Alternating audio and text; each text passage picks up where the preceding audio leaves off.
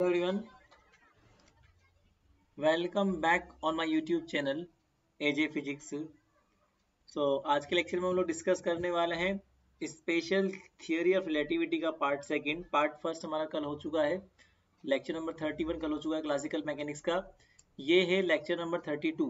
Okay, और आज हम रिलेटिविटी के कुछ और क्वेश्चन सोल्व करेंगे। कल हम लोगों ने वेलोसिटी ट्रांसफॉर्मेशन के कुछ क्वेश्चन सोल्व किए थे और आज हम वही और भी क्वेश्चन हम लोग सोल्व करेंगे। रिलेटिविटी थोड़ा सा सब्जेक्ट ऐसा है कि आपको समझने में दिक्कत हो सकती है, बट एक बार समझ में आ जाएगा तो प्रॉब्लम आपको कहीं से कहीं तक नहीं होगी। इसलिए थोड़ा सा पेशेंस रखना, चीजें आपको समझ में आएगी।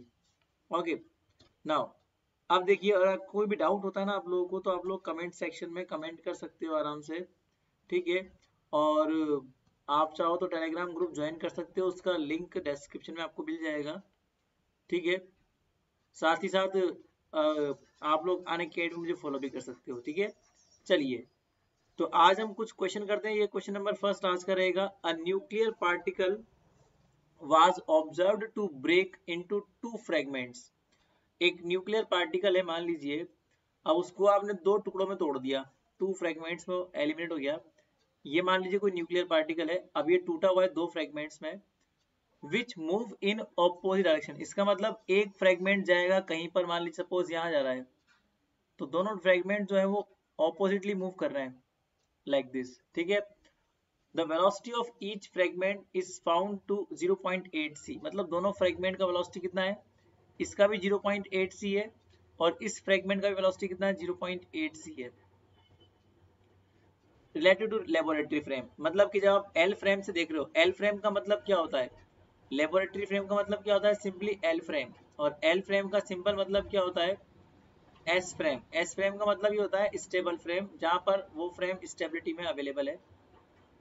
What the velocity of one fragment related, मतलब किसी भी एक फ्रेगमेंट की, ये मान लो ए फ्रेगमेंट है, ये बी फ्रेगमेंट है, तो किसी भी एक फ्रेगमेंट की वेलोसिटी किसी दूसरे के रेस्पेक्ट में आपको बात करनी है ना।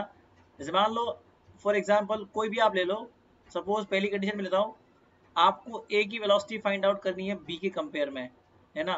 तो ए कोई फ्रेगमेंट है, उसकी वेलोसिटी आपको बी के कंपेयर में फाइंड आउट करनी है। तो जिसकी वेलोसिटी फाइंड आउट करनी है उसको हम पार्टिकल लेते हैं, और जिसके रेस्पेक्ट में फाइंड आउट करनी है उसको फ्रेम लेते हैं। नॉर्मली आपका फ्रेम एक्स के अंदर मूव कर रहा है, इसलिए जो एक्स का ही फॉर्मूला आपको यूज करना पड़ेगा।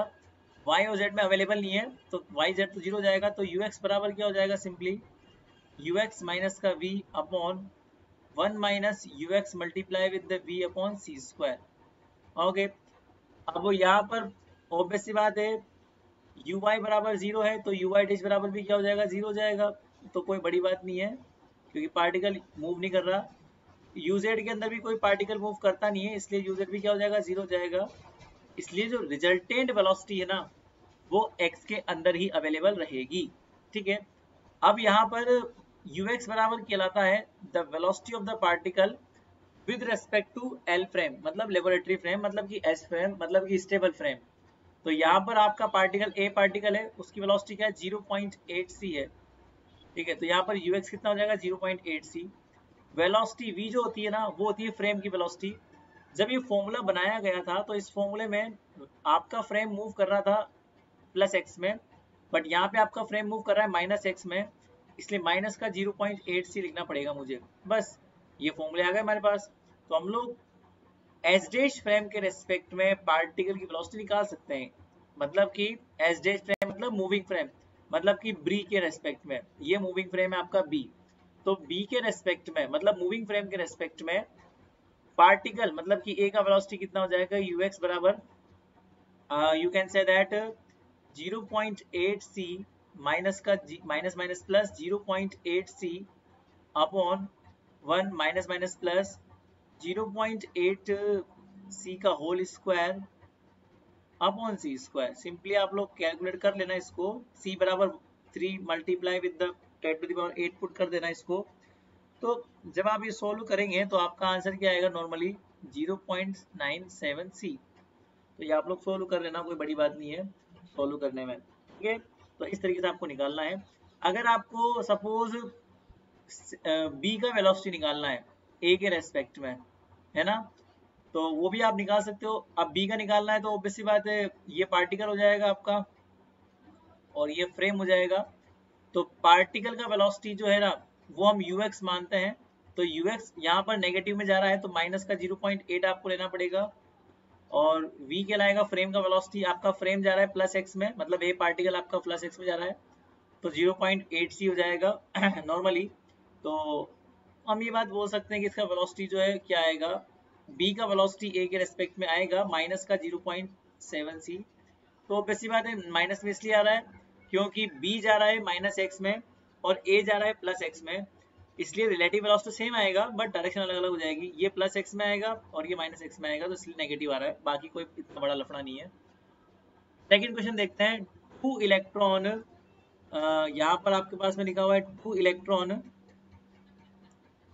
each of velocity 0.8c towards to each other, find the relative velocity to one electron with respect to the other, with respect to the other लिखा हुआ है यहाँ पे, है ना। तो किसी भी एक के रेस्पेक्ट में आपको दूसरे का क्या निकालना है, वेलोसिटी निकालना है। अब यहाँ देखो समझना इसको, हम लोग क्या बात बोलेंगे, अगर आपको निकालना है वेलोसिटी एक का किसी के रेस्पेक्ट में, तो यहाँ पे देखना ये दो इलेक्ट्रॉन है, दोनों एक तरफ मूव कर रहे हैं, एक इलेक्ट्रॉन यहाँ मूव कर रहा है और एक इलेक्ट्रॉन यहाँ मूव कर रहा है, दोनों इलेक्ट्रॉन एक दूसरे की तरफ मूव कर रहे हैं, ठीक है ना। तो दोनों का वेलोसिटी कितना है, 0.8c है, ये इलेक्ट्रॉन नंबर एक है, और दूसरे का वेलोसिटी भी कितना है, 0.8c है, ये इलेक्ट्रॉन नंबर 2 है, ठीक है। तो आपको निकालना है किसी भी का इलेक्ट्रॉन की वेलोसिटी किसी दूसरे के रेस्पेक्ट में, वही सेम बात पड़ जाएगी। देखो सेम पहले वाला क्वेश्चन है, तो पहली कंडीशन ये है कि आपको इलेक्ट्रॉन नंबर एक का वेलोसिटी निकालना है इलेक्ट्रॉन नंबर 2 के रेस्पेक्ट में, पहला कंडीशन तो ये है। तो इलेक्ट्रॉन नंबर एक जो है ना वो आपका हो जाएगा पार्टिकल, और इलेक्ट्रॉन नंबर 2 जो है वो आपका हो जाएगा वेव, सॉरी फ्रेम हो जाएगा। मतलब कि यहाँ पे आपको खड़ा होना है और इसको मेजरमेंट लेना है, फ्रेम नंबर जो आपका इलेक्ट्रॉन नंबर 2 है ना इस पर आपको खड़ा होना है और आपको फर्स्ट का मेजरमेंट लेना है।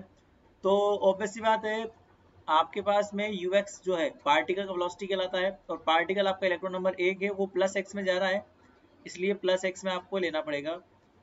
Velocity of the frame v कहलाता है, और वेलोसिटी ऑफ द फ्रेम अगर v है तो फ्रेम का वेलोसिटी माइनस में जा रहा है, इसलिए माइनस का 0.8 आपको लेना पड़ेगा।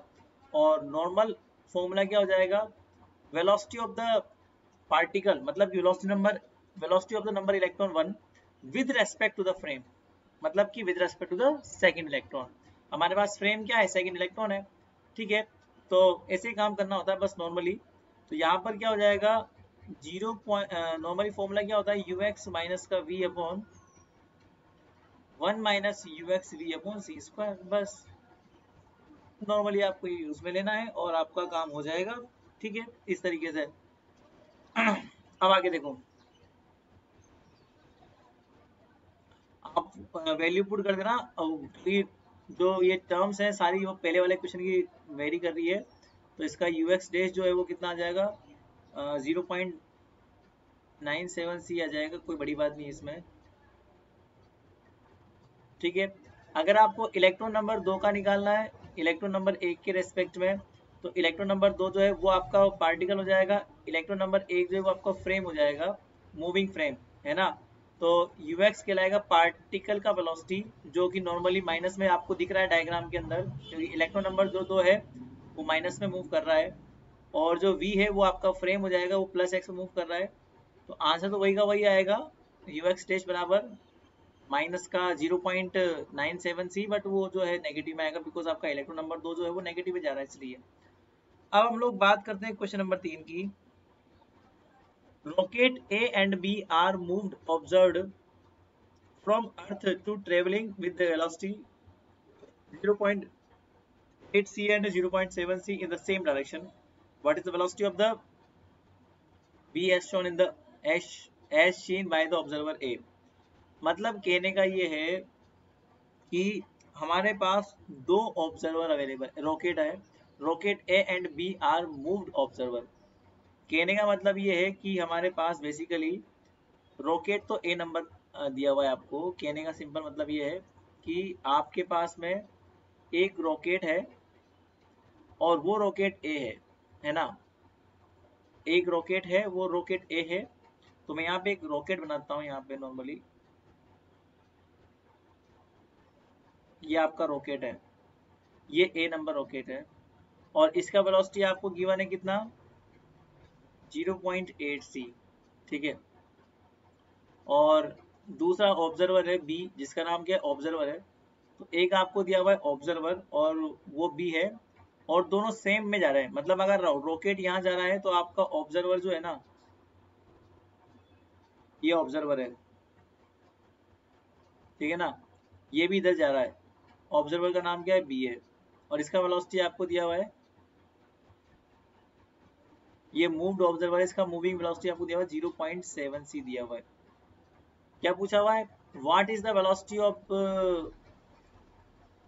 v with respect to h as seen by an observer in a, मतलब कि अगर रॉकेट के अंदर कोई इंसान बैठा हुआ है, दिखाया ना इसने, as seen by observer in A, मतलब ए के अंदर अगर कोई ऑब्जर्वर बैठा हुआ है सपोज, तो यहां से इस बी का वेलोसिटी आपको क्या दिखेगा, मतलब कहने का ये है कि उसने पूछा मैं वेलोसिटी वी, ये जो आपका वी वेलोसिटी से जा रहा है ऑब्जर्वर, इसका वेलोसिटी क्या दिखेगा रॉकेट में बैठे हुए इंसान को।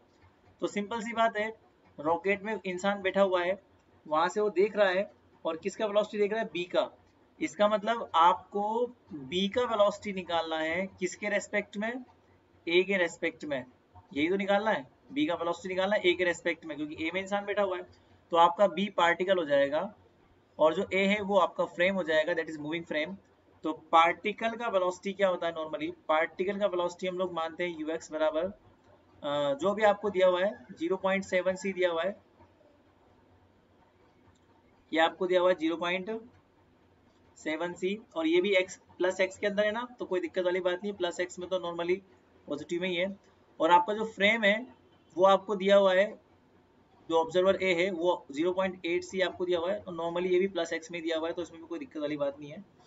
तो नॉर्मल फॉर्मूला यूज में आ जाएगा, यू एक्स डैश बराबर क्या हो जाएगा, यू एक्स माइनस का V upon 1 minus you x we upon C square, values put कर दो नॉर्मली, तो 0.7 सी माइनस का 0.8 सी अपॉन, और ये हो जाएगा 1 minus 0.7 C multiply with the 0.8 C upon C square, C square से तो सी कट जाएगा नॉर्मली, और आप सोल्व करोगे नॉर्मली तो ये 0.7 है 0.8 है, नेगेटिव करोगे तो ऑब्वियस बात है 0.1 ही आएगा, और जो भी आपका आंसर आएगा नेगेटिव आएगा, माइनस का 0.23 सी, है ना। सी का मतलब क्या होता है 3 मल्टीप्लाई विद 10 की power 8, 3 multiply with 10 to the power 8 होता है, और आपके आंसर जो है सी की फॉर्म में आएंगे नॉर्मली, है ना, क्योंकि हम रिलेटिविटी पढ़ रहे हैं, और पार्टिकल का वेलोसिटी जो है, जो भी वेलोसिटी हो रिलेटिविटी में, वो सब वेलोसिटी सी ऑर्डर का होगा,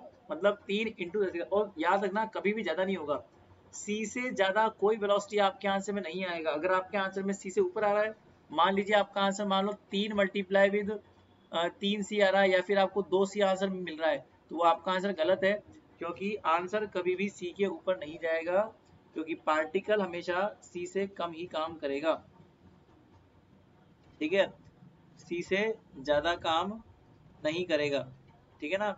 अब आगे देखो, सॉल्यूशन नंबर 4 देखते हैं, क्या है हमारे पास, अ पार्टिकल हैज वेलोसिटी, आपको एक पार्टिकल का वेलोसिटी दिया हुआ है u is equal to 3i के प्लस 4j के प्लस 2k के लाइक दिस, और in a coordinate system moving with velocity 0.8 c in lab frame along positive z direction of x axis, find the velocity in the laboratory frame।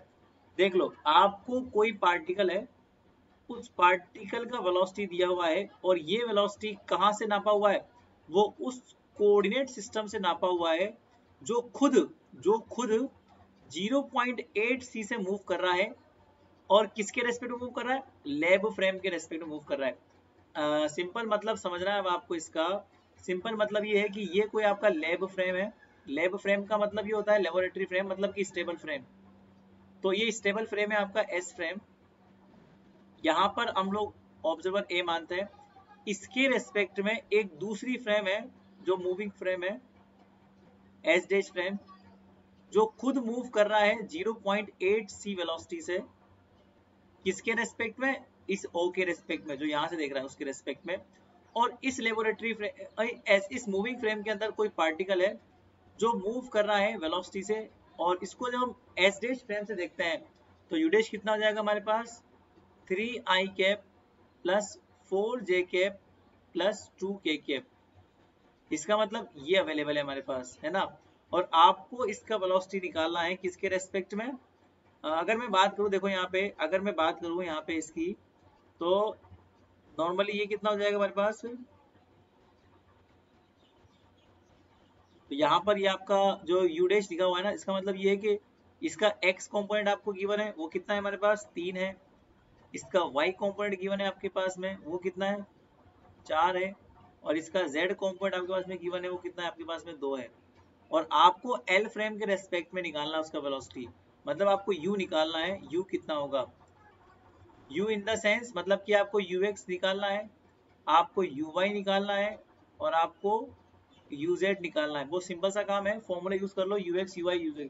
तो हम ये बात जानते हैं कि अगर हमें S फ्रेम में वेलोसिटी पता है और S डैश फ्रेम में वेलोसिटी आपको निकालना है, तो ये वाले फॉर्मूले यूज में लेने पड़ते हैं आपको, क्योंकि S फ्रेम के रेस्पेक्ट में V वेलोसिटी से मूव कर रहा है, ठीक है। बट अगर हमें उल्टा करना पड़े, अगर मान लीजिए मुझे S डैश फ्रेम के पता है और S फ्रेम में निकालना है, तो मुझे ऐसा करना पड़ेगा कि यहाँ पर आपका ऑब्जर्वर खड़ा हुआ है, हमें इसका पता है कि इसमें क्या है, और ये पता करना है कि S फ्रेम में क्या होगा। तो इस वाले ऑब्जर्वर को, ये जो फ्रेम है ना, वो माइनस v वेलोसिटी से पीछे की तरफ जाता हुआ दिखाई देगा। जैसे ये ठीक उसी प्रकार फिनोमिना है, जब आप ट्रेन में बैठे हुए हो, तो अब ट्रेन तो मूव कर रही है, ट्रेन मूव कर रही है, और बाहर एक पेड़ है, तो ये आपकी ट्रेन है। एस डैश फ्रेम ये आपकी ट्रेन है, ये ट्रेन में आप बैठे हुए हो, और ये आपका पेड़ है, ठीक है ना, ये पेड़ है आपका। तो ऑब्वियस सी बात है, अब पेड़ तो चल नहीं रहा, पेड़ तो स्टेबल है, बट फिर भी अगर आप ट्रेन में बैठे हुए हो तो आप ऐसा देखते हो कि पेड़ पीछे की तरफ जा रहा है। इसका मतलब ये है कि आपका, अगर आप मूविंग फ्रेम में बैठे हुए हो तो आपको ये लगेगा कि जो स्टेबल फ्रेम है वो नेगेटिव वेलोसिटी से पीछे जा रही है। इसका मतलब ये है कि अगर फॉर्मूले एक ही यूज में आएंगे, बट आपको ये देखना पड़ेगा कि S frame is moving with minus V velocity with respect to S dash frame, है ना। इसलिए v को माइनस वी कर दो और फॉर्मूले ऐसे कन्वर्ट हो जाएंगे। v को माइनस वी करने पे क्या हो जाएगा, v इज इक्वल टू आपको माइनस वी कर देना है और फॉर्मूले ऐसे हो जाएंगे नॉर्मली। इससे पता चल जाएगा कि आपको एस डैश फ्रेम की नॉलेज है और आपको एस फ्रेम निकालना है। ठीक उसी प्रकार से आपको अगर यू वाई डैश निकालना है सपोज, तो यू वाई बराबर क्या हो जाएगा, U Y dash under root 1 minus we square upon C square, तो काम करेगा ही सही, क्योंकि v बराबर माइनस वी, तब भी कोई दिक्कत नहीं है। और यहाँ 1 plus U X dash V upon सी स्क्वायर, ये वाला फॉर्मूला वर्क कर जाएगा, ठीक है। और क्या, और दूसरी बार अगर देखा जाए, मान लीजिए अगर यूजेड डैश निकालोगे तब भी वही का वही फॉर्मूला काम करेगा। यूजेड डैश बराबर क्या हो जाएगा, U Z dash under root 1 minus we square upon C square upon 1 plus U X dash V upon C square. चलिए वैल्यूज देखते हैं क्या क्या होने वाली हमारी वैल्यूज। अब अगर हम देखते हैं तो यहाँ पर आप जो फ्रेम है ना, जो आपका मूविंग फ्रेम है, लाइक तो यहाँ पर अगर हम यू एक्स डैश की वैल्यू आपको दे ही दी मैंने, यू एक्स डैश आपको दिया हुआ है 3 का दिया हुआ है यहाँ पे, ठीक है। और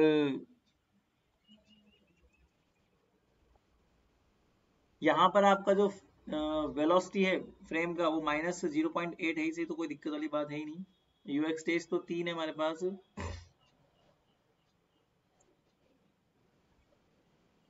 तो ये जो आपका v है वो आपको दिया हुआ है फ्रेम का वेलोसिटी।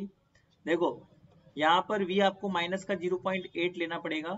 क्यों लेना पड़ेगा जीवी 0.8, क्योंकि बेसिकली आपने ये 0.8 माना है फ्रेम का वेलोसिटी, मतलब कि ट्रेन जो ट्रेन चल रही है ना, उस ट्रेन का वेलोसिटी कितना है 0.8 है। बट अगर हम बात करते हैं पेड़ के रेस्पेक्ट में, तो पेड़ का वेलोसिटी ट्रेन से उल्टा है, मतलब माइनस का भी है। तो यहाँ पर ये वाला फॉर्मूला आपको यूज करना पड़ेगा 0.8 c, ठीक है। और अगर हम बात करेंगे अब इन दोनों इन्फॉर्मेशन से हम लोग क्या निकालेंगे, ux निकालेंगे। तो ux बराबर क्या हो जाएगा, ux सिंपली इम्प्लाइज दैट कि ux डैश मतलब कि 3 माइनस का 0.8 c, ठीक है। मैं माइनस इसलिए यूज में ले रहा हूं क्योंकि प्लस तब यूज में लूंगा जब मुझे एस डैश फ्रेम का वेलोसिटी चाहिए होगा, बट मुझे एस फ्रेम का वेलोसिटी चाहिए, इसलिए मुझे माइनस लेना पड़ेगा यूज में। और 1 प्लस 1, और यहाँ पर कितना है, नीचे माइनस है तो माइनस माइनस, तो 1 प्लस माइनस का 0.8 c multiply with the 3 upon c square. Okay, अब बस थोड़ा सा इसको कैलकुलेट करना है आपको कि इसका कैलकुलेशन क्या आएगा, ठीक है।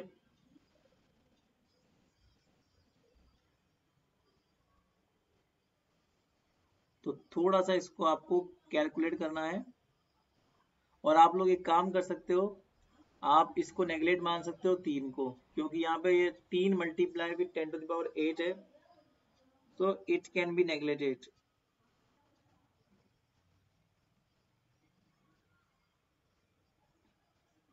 थोड़ा सा क्वेश्चन मिस्टेक हो सकती है, क्योंकि यहाँ पर पार्टिकल रिलेटिविस्टिकली दिया नहीं है आपको। यहाँ पर मेरे हिसाब से 80 आना चाहिए, अगर 80 आएगा तब भी गड़बड़ है, तो मे भी कुछ मिस्टेक है क्वेश्चन में, क्योंकि फिर भी समझ लो कि आप लोग अगर यहाँ पे 3 मानते हो, सपोज इस तरह से हम लोग मानते हैं रिलेटिविस्टिक वेलोसिटी होनी चाहिए बिकॉज पार्टिकल की, अब यहाँ पे c अवेलेबल नहीं है, इसलिए रिलेटिविस्टिक वेलोसिटी का कोई इतना कंसेप्ट समझ में आ नहीं रहा, रिलेटिविस्टिक वेलोसिटी होगी नहीं होगी, ठीक है। फिर भी अगर मैं इसको सोल्व करता हूँ, तो इस 3 को मैं नेगलेक्ट मान लेता हूँ इस 0.8 के कंपैरिजन में, एक बार देख लेते हैं। और इस 1 को भी मैं नेगलेक्ट मान सकता हूँ इसके कंपेयर में, क्योंकि ये बहुत ज़्यादा है। और ये कितना हो जाएगा, c स्क्वायर आ जाएगा कॉमन, तो ये c से ये c कट जाएगा एक बार, ठीक है। और 8 तिया 24, मतलब 8 मल्टीप्लाई विद द 3, तो 2.4 हो जाएगा। 2.4 multiply with the like this, तो 3 multiply with 10⁸8, so c is equal to कितना हो जाएगा, ux बराबर, अगर हम देखते हैं तो it is simply look like,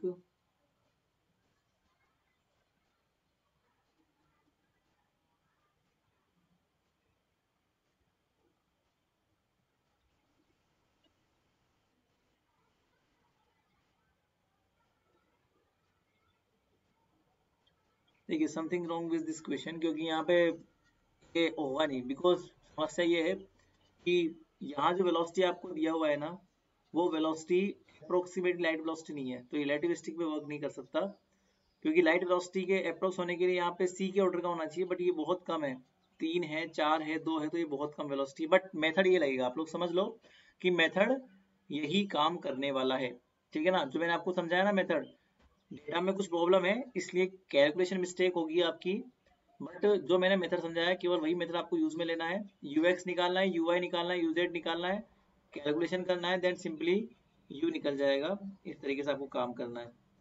ये नेक्स्ट क्वेश्चन करते हैं, इसको स्किप करते हैं क्योंकि डेटा में प्रॉब्लम है, इसका डेटा कुछ और हो सकता है। नेक्स्ट क्वेश्चन ये है, अ spaceship moving away from the earth with velocity 0.5 c, मतलब एक स्पेसशिप है जो अर्थ से मूव कर रहा है 0.5 c वेलोसिटी से, fires rocket whose velocity relative to the space is 0.5 c। तो स्पेसशिप के रेस्पेक्ट में उसका वेलोसिटी 0.5 c है। कैलकुलेट, नॉर्मली आपसे पूछा गया है calculate the velocity of the rocket as observed from the earth in 2 cases, है ना।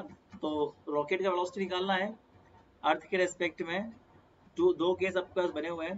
पहला केस तो है अवे फ्रॉम द अर्थ, मतलब वो अर्थ से दूर जा रहा है, और दूसरा केस है टुवर्ड्स टू द अर्थ, जब वो अर्थ के पास आ रहा है। अब समझते हैं इस प्रॉब्लम को। देखो प्रॉब्लम समझना है यहाँ पे क्या है।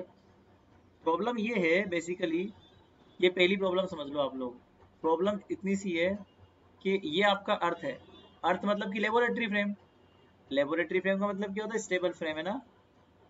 तो ये आपका अर्थ है, यहाँ पर कोई ऑब्जर्वर है, ठीक है, और ये आपका स्पेसशिप है और ये मूव कर रहा है, इसका वेलोसिटी कितना है 0.5 सी आपको गिवन है। अब इस स्पेसशिप में से एक रॉकेट को लॉन्च किया और वो रॉकेट लॉन्च हुआ यहाँ पे, पहला केस है अवे फ्रॉम द अर्थ, तो ये अर्थ से दूर जा रहा है मान लीजिए। तो अगर ये अर्थ से दूर जा रहा है तो सपोज 0.5 सी से ये दूर जा रहा है, बट ये जो रॉकेट का वेलोसिटी है ये आपको गिवन है किसके रेस्पेक्ट में, स्पेसशिप के रेस्पेक्ट में। आपको रॉकेट का वेलोसिटी निकालना है अर्थ के रेस्पेक्ट में। आपका स्पेसशिप जो है वो मूविंग फ्रेम है, तो इसका मतलब ये है कि आपको गिवन है velocity of the rocket, velocity of the rocket with respect to spaceship, है ना। तो ये आपका पार्टिकल है बेसिकली, क्योंकि मैंने आपको बोला जिसका वेलोसिटी निकालना होता है ना उसको पार्टिकल मानते हैं, और जिसके रेस्पेक्ट में गिवन है या फिर जिसके रेस्पेक्ट में निकालना है उसको हम लोग मूविंग फ्रेम मानते हैं। तो आपको वेलोसिटी ऑफ द रॉकेट दिया हुआ है स्पेसशिप के रेस्पेक्ट में, स्पेसशिप एक मूविंग फ्रेम है तो उसके रेस्पेक्ट में, मतलब एक पार्टिकल आपका रॉकेट है तो पार्टिकल का वेलोसिटी आपको मूविंग फ्रेम के रेस्पेक्ट में दिया हुआ है और वो प्लस एक्स में जा रहा है रॉकेट, तो यूएक्स आपको दिया हुआ है मूविंग फ्रेम के रेस्पेक्ट में, कितना दिया हुआ है आपको 0.5 सी, ये तो आपको गिवन है the velocity of the particle with respect to moving frame, ठीक है। और अब आपका जो स्पेसशिप है वो मूविंग फ्रेम है, तो velocity of the spaceship, velocity of the spaceship, moving frame आपका क्या है स्पेसशिप है, उसका वेलोसिटी दिया हुआ है विद रेस्पेक्ट टू अर्थ, अर्थ का मतलब ये होता है स्टेबल फ्रेम, अर्थ का मतलब होता है एल फ्रेम, अर्थ को आप लोग क्या बोल सकते हो, अर्थ को आप एल फ्रेम बोल सकते हो, अर्थ को आप लोग स्टेबल फ्रेम बोल सकते हो, या फिर अर्थ को आप लोग क्या बोल सकते हो एस फ्रेम बोल सकते हो, कुछ भी आप बोल सकते हो, ये सारे नाम अर्थ के हैं। तो अगर हम इसके रेस्पेक्ट में बात करेंगे तो हम लोग जानते हैं एस डैश फ्रेम का वेलोसिटी एस फ्रेम के रेस्पेक्ट में क्या होता है नॉर्मली, जो आपको दिया हुआ है u 0.5 से दिया हुआ है, मतलब कि आपको v दिया हुआ है। अब आपको निकालना है velocity of the rocket with respect to earth, मतलब स्टेबल फ्रेम के रेस्पेक्ट में निकालना है पार्टिकल का वेलोसिटी। अब वो x में जा रहा है तो x वाला निकलेगा, तो ux डैश, अभी आपको ऊपर फॉर्मूला लिखवाया था ना मैंने आपको, बस वही फॉर्मूला काम में लेना है, ux dash plus v upon सी स्क्वायर। तो ux बराबर कितना हो जाएगा, ux डैश का वैल्यू कितना गिवन है 0.5 सी, और v का वैल्यू कितना गिवन है 0. यहाँ पे प्लस लगा दो बीच में, 0.5 सी अपॉन 1 प्लस 0.5 सी का होल स्क्वायर, क्योंकि सी स्क्वायर कट ही जाएगा तो कोई दिक्कत वाली बात है ही नहीं। तो ये आप निकाल लेना, इसका आंसर आएगा 4.4/5 सी आएगा इसका आंसर नॉर्मली। कैलकुलेशन और फॉर्मूला इतना कोई हार्ड नहीं है रिलेटिविटी में, बस थोड़ा सा आपको समझना है और कुछ नहीं है। दूसरा क्वेश्चन क्या है सुनो,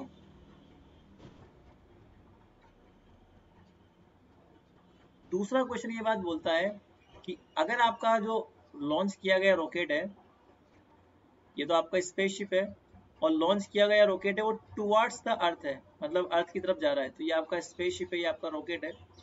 तो इतना कोई बड़ा काम नहीं है इसमें, नॉर्मल सा काम है कि ये आपका मूविंग फ्रेम है स्पेसशिप, और ये आपका पार्टिकल है जिसका आपको वेलोसिटी निकालना है, वो रॉकेट है। तो आपका मूविंग फ्रेम जो है वो तो नॉर्मली प्लस एक्स में जा रहा है तो 0.5 सी रहेगा, बट अब जो आपका पार्टिकल है वो आपका जा रहा है माइनस एक्स में, तो यूएक्स डैश कितना हो जाएगा माइनस का 0.5 सी हो जाएगा, बस खत्म काम। और आप क्या निकाल लेंगे, यू एक्स निकाल लेंगे, जो ऊपर फॉर्मूला लगा हुआ है ना उसी फॉर्मूले से काम करना, ठीक है। तो देखना ये आ जाएगा माइनस का 0.5 सी प्लस का 0.5 सी, अब नीचे का निकालने की जरूरत है ही नहीं आपको, ऊपर से 0 हो गया है, तो 1 माइनस का 0.5 सी का होल स्क्वायर, ठीक है, तो ये 0 हो जाएगा। इसका मतलब रॉकेट का वेलोसिटी अर्थ के रेस्पेक्ट में क्या हो जाएगा 0, अगर वो away from towards the earth आ रहा है तो, ठीक है ना। चलिए अब अगला क्वेश्चन करते हैं थोड़ा सा, नेक्स्ट क्वेश्चन।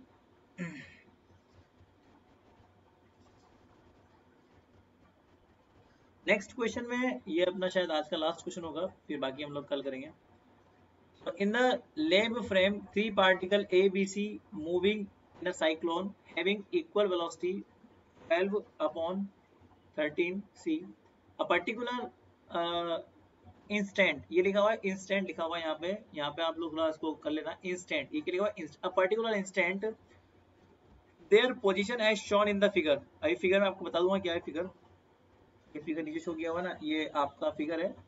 मतलब किसी पर्टिकुलर इंस्टेंट पे हम जब बात करते हैं तो उस पर्टिकुलर इंस्टेंट पे आपका पार्टिकल ए जो है ना उस इंस्टेंट पे इधर जा रहा है प्लस एक्स में, आपका पार्टिकल बी जो है वो भी जा रहा है प्लस एक्स में, और पार्टिकल सी जो है वो जा रहा है माइनस सॉरी प्लस वाई में जा रहा है किसी भी पर्टिकुलर इंस्टेंट के ऊपर। ठीक है, तो what is the velocity of the B with respect to C as shown from the A. अगर ए से हम लोग देखते हैं, ए से देखने पर बी का वेलोसिटी क्या होगा, ठीक है ना, और सी का वेलोसिटी क्या होगा। ओके, और अगर ए को चेंज कर दें its direction same as B, suddenly A changes its direction same as B, what is the velocity of the B and C seen from the A. चलो देखते हैं एक बार।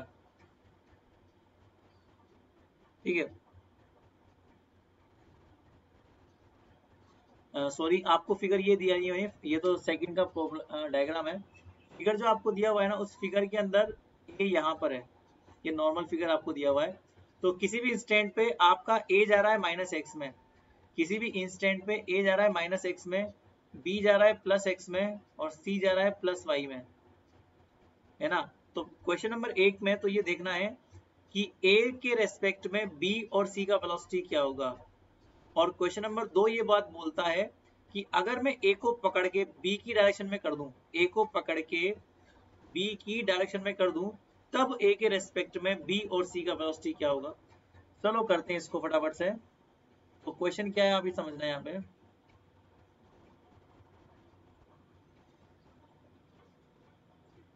ये लीजिए, हमारे पास क्वेश्चन नंबर 1 में नॉर्मल डायग्राम बना हुआ है। नॉर्मल डायग्राम मतलब कि किसी भी इंस्टेंट पे आपका सर्किल है, ये आपका पार्टिकल ए है, ये आपका पार्टिकल सी का डायरेक्शन है, और ये बी का डायरेक्शन है।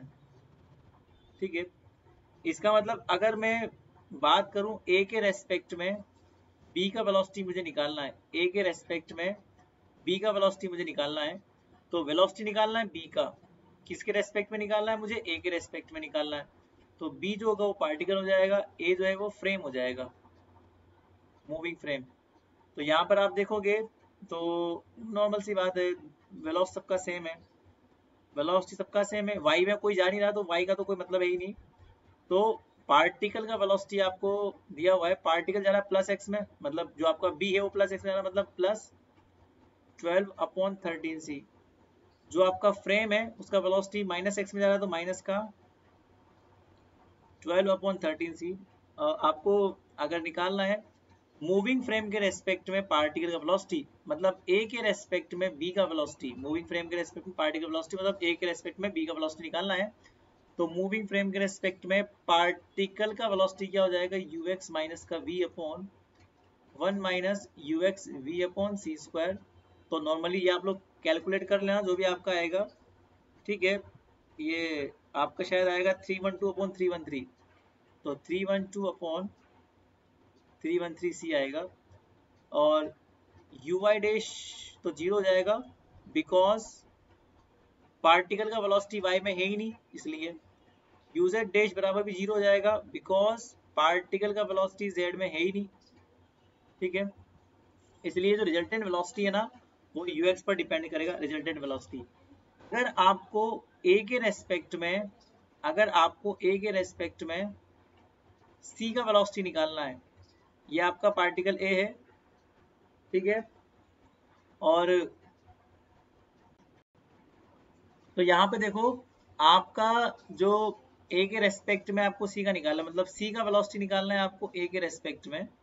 ठीक है, तो सी जो हो जाएगा वो पार्टिकल हो जाएगा, ए जो है वो फ्रेम हो जाएगा। तो पार्टिकल मूव कर रहा है वाई के अंदर, तो यहाँ पे यू वाई का वैल्यू अवेलेबल है आपके पास में, यू वाई का वैल्यू अवेलेबल है, कितना अवेलेबल है, सेम वेलोसिटी अवेलेबल है 12/13 सी, और फ्रेम का वेलोसिटी अवेलेबल है, और फ्रेम जा रहा है माइनस के अंदर जा रहा है, तो माइनस का 12/13 सी। तो आप लोग यहाँ पर देखेंगे तो पार्टिकल का वेलोसिटी एक्स में तो अवेलेबल ही नहीं है, और जेड में भी अवेलेबल नहीं है, तो बस खत्म काम, फिर तो आप लोग फॉर्मूला यूज ले लो। तो पहले आप लोग निकालेंगे यू एक्स डैश निकाल लेना, यू एक्स डैश बराबर रहेगा यू एक्स माइनस का V upon 1 minus you x we upon C square. Form values put कर देना, आफ्टर वैल्यू पुट करने के बाद में आपको मिल जाएगा यू एक्स की वैल्यू मिल जाएगी आपको। तो कितना हो जाएगा हमारे पास 0 माइनस का 12 upon C upon like this, तो माइनस माइनस प्लस कितना हो जाएगा 12 अपॉन 13 सी हो जाएगा। ठीक है, फिर यू वाई डैश निकाल लेना, तो यू वाई डैश कितना हो जाएगा हमारे पास u y under 1 minus we square upon C square upon 1 minus you x we upon C square. Values put कर देना जो आपको गिवन है, आफ्टर वैल्यू पुट करने के बाद में आपको क्या मिल जाएगा यहाँ पे ये हो जाएगा 60 अपॉन 169 सी अप्रोक्स इतना आंसर आएगा आपका। और यूजेड डैश बराबर आपको 0 होगा बिकॉज यूजेड 0 है, तो ऑब्वियसली बात है यूजेड के फॉर्मूले में यूजेड डैश के फॉर्मूले में यूजेड आता ही है तो 0 हो जाएगा। तो रिजल्टेंट निकालने के लिए आप इनका स्क्वायर सम कर देना इन दोनों का, तो रिजल्टेंट आ जाएगा। क्योंकि हम लोग जानते हैं रिजल्टेंट वेलोसिटी कितना होता है, वो होता है under U X dash square plus U Y dash square plus U Z dash square, है ना। अब अगर दूसरा क्वेश्चन की बात की जाए, सेकंड क्वेश्चन की बात की जाए, सेकंड क्वेश्चन में ये बात बोल रहा है वो कि अगर मैं ए को पटक के बी की तरफ ले आऊं, अगर मैं ए को उठा के बी की तरफ ले आऊं, इस तरह से कर लूंगा, तो अगर ये ए हो गया, ये बी हो गया और ये सी हो गया, तब क्या होगा वेलोसिटी? तब कुछ नहीं होगा, जो ऊपर वाले फॉर्मूले है ना, उन ऊपर वाले फॉर्मूले में ए को आप चेंज कर देना बस। जैसे मान लो ए का ए के रेस्पेक्ट में आपको बी का निकालना है, तो बी भी इधर ही है और ए भी इधर ही है, तो बी का वेलोसिटी निकालना है आपको ए के रेस्पेक्ट में, ठीक है ना। बी का वेलोसिटी निकालना है आपको ए के रेस्पेक्ट में, तो कुछ नहीं करना, केवल इसको मान लेना है पार्टिकल और इसको मान लेना है फ्रेम। तो पार्टिकल भी जा रहा है एक्स के अंदर 12 अपॉन 13 सी से, और फ्रेम भी जा रहा है एक्स के अंदर